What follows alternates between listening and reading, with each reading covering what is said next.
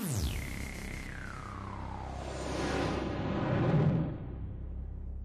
want to introduce our panelists. First, we've got Dennis Mortensen, who is the Director of Data Insights at Yahoo Web Analytics and sits on the Board of Directors at the Web Analytics Association. Next, we have Marshall Sponder.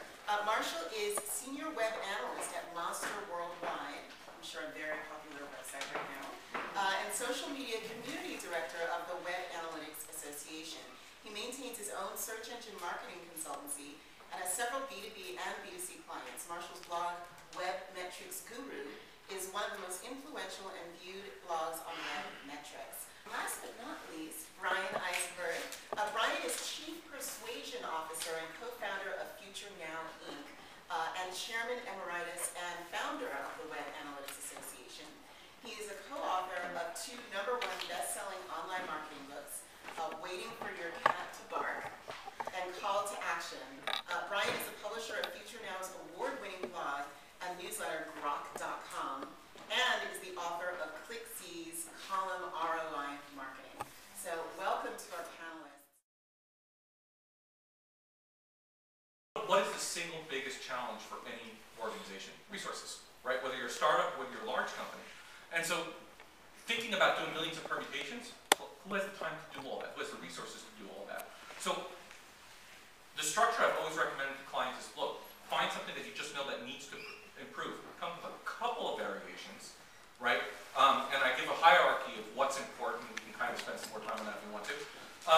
And then from there, start testing. And then you can keep refining it, right? You just want to directionally keep moving it forward. You know, your site has to be functional. It has to work. It has to do one of those four things. We'll talk about that later. On the next level, it has to be accessible, right? People have to be able to reach it. If they're blind, they have to be able to read it. And that's going to become a much bigger, again, the Target lawsuit a couple of years ago, that's going to be a critical issue. Then it's got to be usable. And a lot of people mistake conversion for usability. It's the biggest fallacy. Usability means I can hand you any phone in the world and you know how to make a phone call. Doesn't mean you want to. Big differentiation. On the level above that is what I call intuitive. It's when you start feeling that the site is actually talking to you. There's such an engagement going on, you don't even realize that you're going click to click to click to click. It just, there's a fluidity to it that keeps building your confidence as you feel like you're getting closer to your goal. And then ultimately is what I call the persuasive element, right? Which is your copy, your imagery, everything you do to convince people that you've got the right solution for them, the right product for them, and that they need to take the action now. And what I say is, the persuasion part is actually the most important and will give you the best effort, but it's also the most resource intensive. I think the cheapest thing you can do before you start applying technology to your testing is just to invite 5 friends over and do a usability test. It doesn't really take more than 5 or 6 people to catch most of the errors on whether it's a form or something else. Get everything about technology and web analytics tools and what have you, and just try to come up with 1 or 2 measures that can truly drive the success of their business.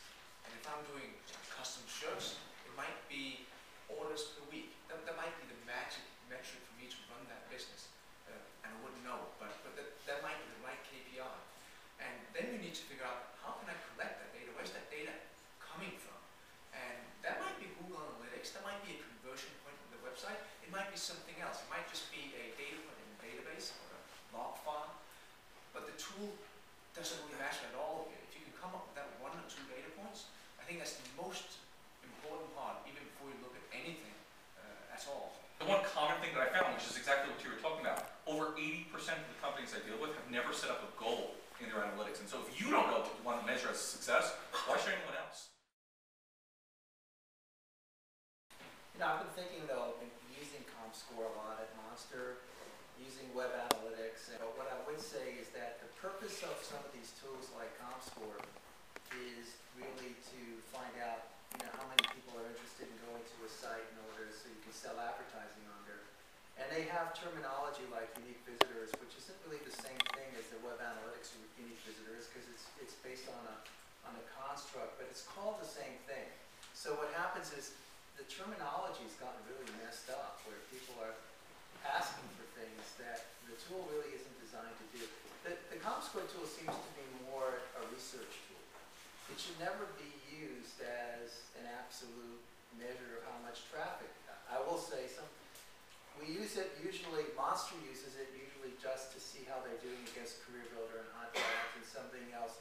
They might want to see the demographics of some sites, but I think in some cases we end up finding ourselves using this data as if it is an equivalent to Web Analytics data. It is not. Take a piece of JavaScript from Google Analytics and a piece of JavaScript from Yahoo Analytics, put them on top of each other on the same website, that will come out with 280,000.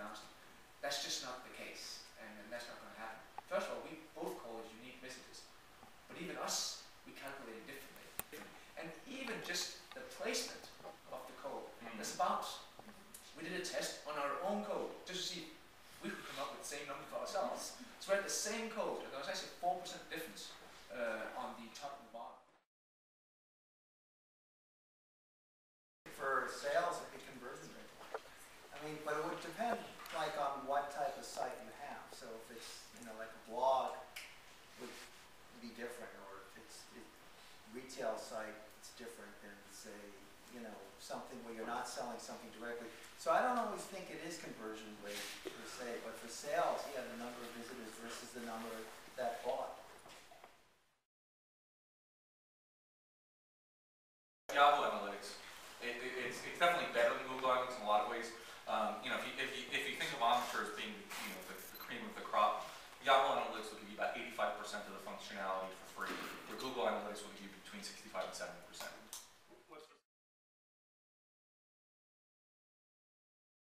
What the difference between what you have and what you see in the hosted solution is that we can remodel the data after you collected it. So when you look at the log file, you have to reanalyze it and come back with a new report, and that takes a certain amount of time, but we can remodel that in real time. So you might say, okay, so those 280,000, how many are Danish? Or how many are Danish buying customers? Or how many are Danish buying customers over $100? Oh no, let me add Sweden to that segment. So you get to remodel the data and ask questions and get answers, which you can't do in the log file. But I'm not saying that that's what you're supposed to do. I'm saying you might put it in a situation where you find that valuable. When I wrote my first thing on Web Analytics, I wrote a book called Marcus Common Sense Guide to E-Metrics that Web Trends ended up giving out tens of thousands of these things. I think it's when we first met here. It was all based on log file stuff, and it doesn't really matter. It all depends on what's your goal and how you keep optimizing it.